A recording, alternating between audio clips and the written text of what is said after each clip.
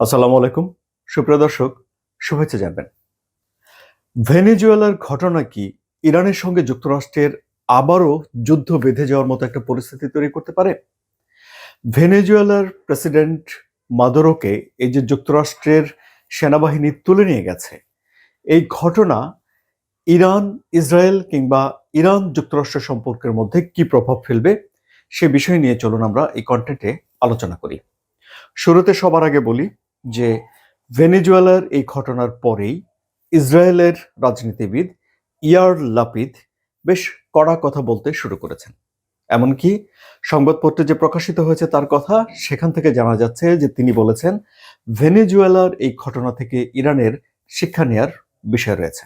এক সপ্তাহ হয়নি, আপনারা জানেন ইসরায়েলের প্রধানমন্ত্রী বেনিয়ামিন নেতানিয়াহুর সঙ্গে মার্কিন প্রেসিডেন্ট ডোনাল্ড ট্রাম্পের একটা বৈঠক অনুষ্ঠিত হয়েছে, যে বৈঠকে ডোনাল্ড ট্রাম্প ইরানের প্রতি একটা হুঁশিয়ারি উচ্চারণ করেছেন এবং সেখানে তিনি জানিয়েছেন যে ইরানে হামলা করার পক্ষে ডোনাল্ড ট্রাম্পের অবস্থান রয়েছে যদি ইরান তার পারমাণবিক কর্মসূচি চালিয়ে যায় কিংবা অস্ত্র দিয়ে যদি ইরান নিজেকে সুসজ্জিত করে। আবার ধরুন, এরপরে শনিবারে এসে ডোনাল্ড ট্রাম্প আবারও একটা হুঁশিয়ারি উচ্চারণ করেছেন, যে হুঁশিয়ারিতে বলা হয়েছে যে ইরানে যে চলমান বিক্ষোভ আছে, এই বিক্ষোভকারীদের উপর যদি ইরান গুলি ছোড়ে কিংবা তাদেরকে যদি হত্যা করে তাহলে ইরানে সেনাবাহিনী পাঠিয়ে দেবেন তিনি, এরকম একটা কথা বলেছেন। তারপরে আমরা দেখলাম যে ভেনেজুয়েলাতে সত্যি সত্যি আহ, যুক্তরাষ্ট্রের সেনাবাহিনী গেছে এবং মাদুরোকে তুলে নিয়ে গেছে। মাদুরোকে রক্ষা করার জন্য তার যে দেহরক্ষীরা ছিলেন, সে দেহরক্ষীদের মধ্যে কিউবার 32 জন মারা গেছে বলে ডোনাল্ড ট্রাম্প জানিয়েছেন এবং এই পরিস্থিতি নিয়ে এখন বিশ্বব্যাপী নানান ধরনের আলাপ আলোচনা চলছে। এখন ভেনেজুয়েলার সঙ্গে ইরানের কি সম্পর্ক ছিল? ভেনেজুয়েলার সঙ্গে ইরানের একটা নেটওয়ার্কিং ছিল। ভেনেজুয়েলার উপরেও যুক্তরাষ্ট্রের নিষেধাজ্ঞা ছিল, ইরানের উপরেও যুক্তরাষ্ট্রের নিষেধাজ্ঞা রয়েছে। ভেনেজুয়েলার তেল সম্পদ রয়েছে। ভেনেজুয়েলা ইরানের সঙ্গে বেশ কিছু ব্যবসা বাণিজ্য চালিয়ে গেছে, অর্থাৎ তাদের ভেতরে এক ধরনের ব্যবসায়িক লেনদেন তৈরি হয়েছে। ধরুন, বাশার আল আসাদের পতনের পর, হিজবুল্লাহ কিছুটা দুর্বল হওয়ার পর এমনিতেই ইরানের এই ছোট্ট নেটওয়ার্কটা ক্ষতিগ্রস্ত হয়েছিল এবং মাদুরোর সঙ্গে যেহেতু ইরানের সম্পর্ক খুব ভালো ছিল, ফলে মাদুরোকে এখান থেকে ডোনাল্ড ট্রাম্প যখন তুলে নিয়ে গেলেন, ফলে এই জায়গাতেও ইরানের ব্যবসা বাণিজ্য আয় করার জায়গাতে একটা ধাক্কা লেগেছে। যেমন ধরুন, এক গণমাধ্যমে আমি পড়লাম, এক প্রতিবেদনে বলা হয়েছে যে যুক্তরাষ্ট্রের টপ ডিপ্লোম্যাট মার্কো রুবিও তিনি বলেছেন যে মাদুরো হিজবুল্লাহকে নিয়ে গেছে ওখানে, অর্থাৎ হিজবুল্লাহকে সহযোগিতা করেছে বলে তিনি অভিযোগ করেছেন, যদিও এ বিষয়ে তিনি কোনো রকম প্রমাণ দেখাতে পারেননি। তারপরেও ইরান এখন কি করতে পারে এই নিয়ে ব্যাপক জল্পনা কল্পনা হচ্ছে। ডেফিনেটলি ডোনাল্ড ট্রাম্পের এই যে অ্যাকশন, এরপর ইরান নিজেদের নিরাপত্তা জোরদার করবে, সতর্কতা অবলম্বন করবে, এসব বিষয়গুলো স্বাভাবিক। বিশ্লেষকরাও এই কথাগুলোই বলছেন। এমনকি কোনো কোনো বিশ্লেষক, কোনো কোনো সমালোচক এমনও বলে ফেলতে চান যে ইরান নিজেদের এমনভাবে প্রস্তুতি নিতে পারে যে যে কোনো মুহূর্তে একটা যুদ্ধ লেগে গেলেও ইরান যেন রেসপন্স করতে পারে, এরকম একটা লেভেলের প্রস্তুতি ইরান নিয়ে নিতে পারে বলে অনেক বিশ্লেষকের ধারণা।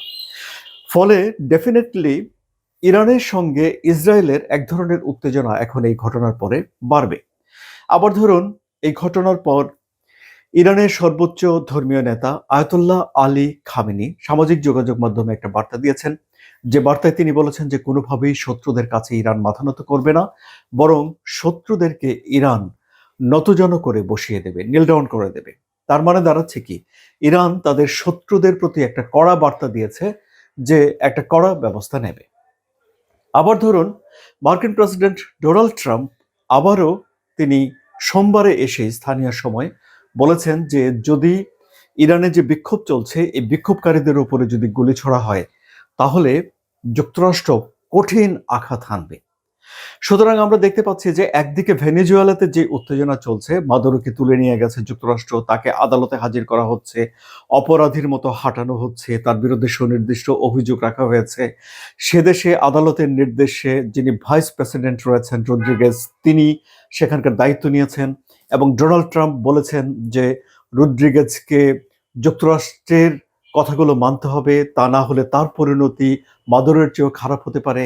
এবং সেই রদ্রিগেজ কিছুটা নমনীয় হয়েছেন বলে গণমাধ্যমে খবর এসেছে। সে দেশের ভিতরে বিক্ষোভ চলছে এবং যুক্তরাষ্ট্র স্পষ্টতই বলে দিয়েছে যে তারা আসলে ভেনেজুয়েলার যে তেল সম্পদ রয়েছে সেটার একটা নিয়ন্ত্রণ নিতে চায় এবং যুক্তরাষ্ট্রের যে কোম্পানিগুলো রয়েছে তারা সেখানে যাবে, বিলিয়ন বিলিয়ন ডলার বিনিয়োগ করবে এবং বিনিয়োগ করার পরে তারা সেখানে মাটির নিচে থেকে এই অমূল্য সম্পদ তুলে নিয়ে আসবে, একটা বিজনেস সেখানে হবে।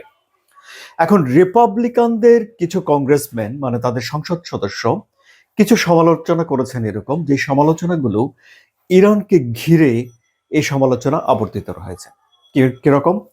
যেমন ধরুন, ইরানের সঙ্গে যদি যুক্তরাষ্ট্র বা ইসরায়েলের যুদ্ধ বেঁধে যায় তাহলে ইরানের সবচেয়ে বড় ট্রাম্প কার্ড কি? সেটি হলো হরমুজ প্রণালী। এই প্রণালীর ভেতর দিয়ে বিশ্বের 20% ক্রুড অয়েল পরিবাহিত হয়, আনা নেওয়া করা হয়। ফলে যদি ইরান সেই হরমুজ প্রণালী বন্ধ করে দেয় তাহলে এটি বিশ্বের তেলের বাজারে একটা বড় ধরনের প্রভাব পড়বে এবং এর আঘাত যুক্তরাষ্ট্রের উপরে গিয়ে পড়বে, পুরো তেলের বাজারেও পড়বে। এখন রিপাবলিকান সেই কংগ্রেসম্যানরা বলছেন, যারা এটি সমালোচনা করছেন, তারা বলছেন যে যদি ভেনিজুয়েলার তেলের উপরে যুক্তরাষ্ট্র একটা নিয়ন্ত্রণ নিতে পারে তাহলে যদি ইরানের সঙ্গে যুদ্ধ বেঁধেও যায় এবং ইরান যদি হরমুজ প্রণালী বন্ধ করেও দেয় তাহলে ওই ভেনিজুয়েলার যে তেল তা দিয়ে বিশ্ববাজার স্থির রাখতে পারবে যুক্তরাষ্ট্র।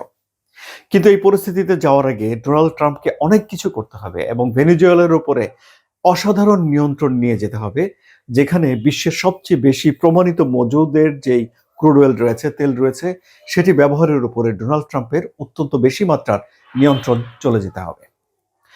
অর্থাৎ পরিস্থিতি এখন যাই হোক না কেন, এটি ইরানের সঙ্গে ইসরায়েলের উত্তেজনা বাড়াচ্ছে, যুক্তরাষ্ট্রের সঙ্গে ইরানের উত্তেজনা বাড়াচ্ছে এবং সেখানে একটা যুদ্ধের আশঙ্কা তৈরি হচ্ছে বলে অনেকে মন্তব্য করছেন। তাহলে সুপ্রিয় দর্শক, পরিস্থিতি কি ঠান্ডা হবে নাকি এই উত্তেজনার ভেতর দিয়েই এই সময়টি অতিবাহিত হবে বলে আপনারা মনে করেন? আপনাদের মতামত কমেন্টে জানান। আর যদি আলোচনা ভালো লাগে তাহলে আবারও আসবেন। ধন্যবাদ।